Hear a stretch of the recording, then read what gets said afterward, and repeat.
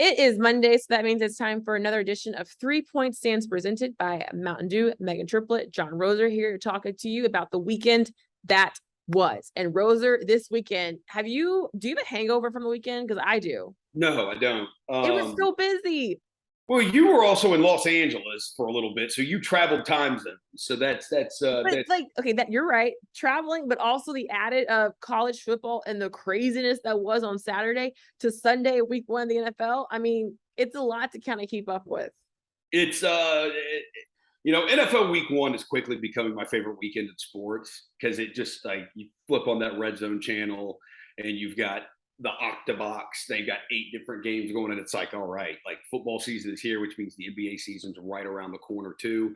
And so it was unbelievable. We start with college football. Yeah. On Friday night, two of my picks were UCF -3.5 first half, and then UCF -5 for the game against Louisville because Louisville lost to Syracuse 31-7. So I'm like, okay, UCF's probably going to kill them. Well, the first half they cover fine, and then the second half they just looked miserable, and they couldn't score. They didn't score, and Louisville ends up winning the game. So I don't know what to make of Louisville. Then you go to Saturday, and boom, you've got right at 11 a.m. Alabama Texas kicking off. I was on Bama because I just firm believer you don't bet against them ever. But mad props to Texas for that effort. Is Texas back? I don't know. I mean, it's something Texas has to sustain that week to week. And what about their quarterback? Is he going to be okay? Right, Quinn Ewers. And even at that, I would imagine he'll transfer eventually anyway because they have Arch Manning coming in next year. But Georgia has now jumped Alabama in the AP poll. That's to be expected, not surprising there. The other one is Notre Dame. Marcus Freeman now. Impressive performance in week one against Ohio State. They hung in there a bunch, but now they lose to Marshall in week two. And I don't know if the seat is already hot or not, but I will say this. He coached the bowl game last year and they lost to Oklahoma State. He's the first Notre Dame coach in the history of that program to start 0-3. I hope his seat's not hot just yet. I hope it's not either. Because of like you're leaving one era and you're having to go into another. Like this is like it's a drastic difference. And you chose to go with Marcus Freeman, who has built a name there in that program, but not when it comes to like the head coaching ranks of everything. Yes, he has the history of being at Notre Dame. I just think you give him a year to like build and sustain something. Yes, he's supposed to have still a lot of weapons, and they should have played a whole lot better than what they played on Saturday against Marshall. But I really do, because I want the success of Marcus Freeman, but I just think give him some more time. Like you gave Scott Frost how much time, and you're still paying the guy. You're not he's gonna get that over $7 million check. You couldn't wait 2 more weeks, which honestly Scott Frost should have been gone when Roser like a while ago. So yeah, Scott Frost should have been gone a while ago. That was the most obvious thing that was going to happen after they lost was Georgia Southern, I believe. The on Saturday night, yeah, that was just it's crazy. I don't, I mean, I did not think Scott Frost was going to turn Nebraska back into what Nebraska was, but it was an unmitigated disaster. With him there. Another unmitigated disaster right now is Jimbo Fisher at Texas A&M. Because if you go through their first, I saw somebody post the record. Kevin Sumlin and Jimbo Fisher have basically the exact same record through the same amount of games and their tenures at Texas A&M. And Jimbo Fisher's getting massive recruiting classes, just came off the #1 recruiting class in the country. Not saying that all those guys are ready to play yet, but he has not been able to figure out a quarterback yet. And you lost to App State. Like, I mean, it's a knock to me for App State, but for App State to go in there, to go to College Station and to do what they're able to do, coming off of a game their week one and against North Carolina, being able to put up 60 points on the scoreboard, still lost. But to do that, where you're like, okay, no one played defense in App State versus North Carolina, to come in and do that against Texas A&M, I don't think Jimbo Fisher, his seat's not hot, but it is one of those like it should be. It should be, but it's not. It's not. But he's going to live off that Bama win from last season because that buyout would be too like that's a different kind of buyout that we don't even like. I don't think no one's calling and saying I'll write that check. So Jimbo is fine. College football week 2 was equally entertaining. I agree with you. Texas and Alabama lived up to all the hype. I think Texas could be very well back. I'm excited for them when it comes to Sarkisian, what he's going to build there.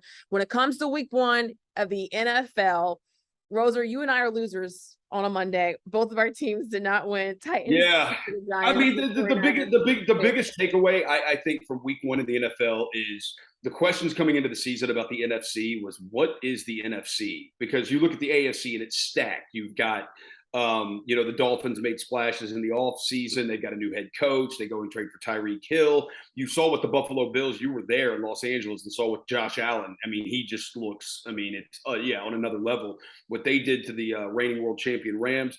You go and see Patrick Mahomes and the Chiefs and what they did to the Arizona Cardinals in the NFC West. You see Lamar Jackson. You obviously Cincinnati lost yesterday. That was a crazy game, Pittsburgh, Cincinnati. That was the ultimate Steelers win. The thud of that missed field goal, like I don't. Oh my gosh, that was so loud. It was, and the ball was like, but the NFC, it was like, so who is really going to be good in the NFC? And you'd like to think Tampa Bay's there, and obviously they beat Dallas last night. But it's like Tampa Bay's already got injuries on the offensive line. Tom Brady missed like 2 weeks of training camp dealing with a personal issue. So it's like, what's going on there? But Giselle tweeted, "Good luck, Tom Brady." So yeah, she did. You saw Dallas, who just lost Dak Prescott for a while. Are they going to try to trade for Jimmy Garoppolo? Who knows? Philadelphia won a close one against the Lions, but I don't really believe in Jalen Hurts. The Giants did win, but the Packers. It's Daniel Jones. The Packers. I mean, no Devontae Adams now, and no Marquez Valdez-Scantling.